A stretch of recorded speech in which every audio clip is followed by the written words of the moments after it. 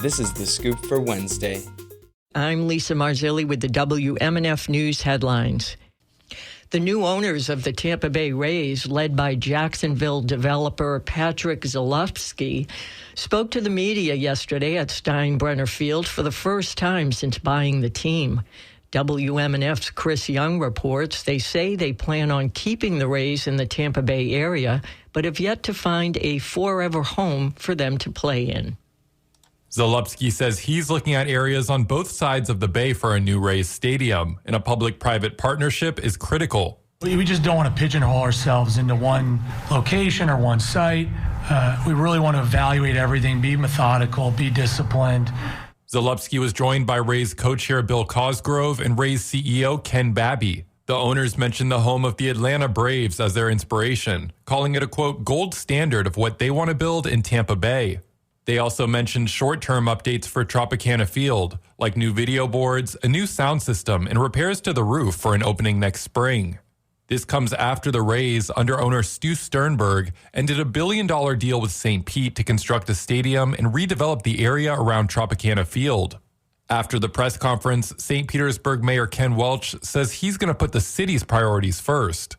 We're going to work with the Rays, fulfill our obligations to them, but we're focused on those priorities of jobs, housing, economic inclusion. Zalewski says they hope to have a new home for the Rays by 2029. Chris Young, WMNF News, Tampa. The Tampa Police Department says it's investigating an in-custody death in downtown Tampa near North Ashley Drive and East Whiting Street that happened just after 8 o'clock last night.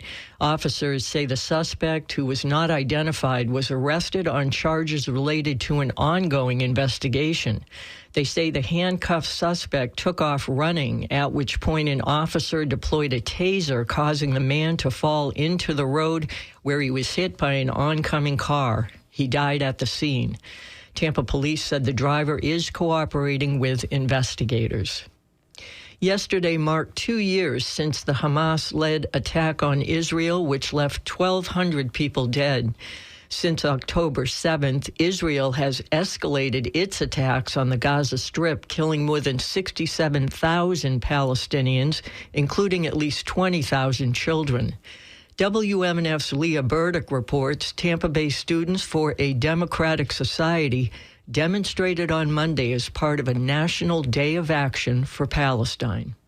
From the river to the sea, from the river to the sea, Palestine will be free. Palestine. 25 demonstrators stood at the corners of 56 and Fowler in Tampa during rush hour, chanting Free Palestine.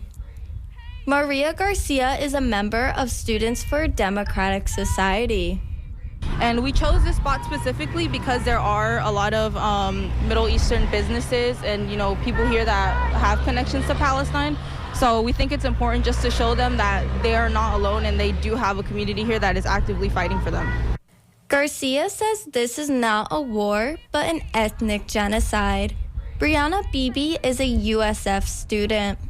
People in positions of power are staying silent, and we are not going to be silent. There's been relentless bombing, displacement. People are dying. There's been over 650,000 people at least that have died.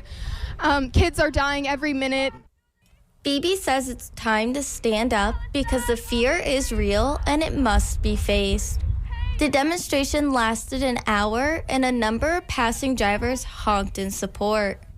For WMNF News, I'm Leah Burdick in Tampa. From the river to the sea, from the river to the sea, Palestine will be. The Times are reporting that a proposed bill would require universities to rename streets in honor of Charlie Kirk or face losing state funding. Republican Representative Kevin Steele of Dade City filed a bill yesterday for the upcoming session that begins in January. It would require trustees at dozens of Florida colleges to rename roadways or portions of roadways in honor of Kirk, a far-right activist who was shot and killed at a Utah college last month. In weather, it's going to be mostly sunny today with a high of 91 and a slight chance for a passing shower.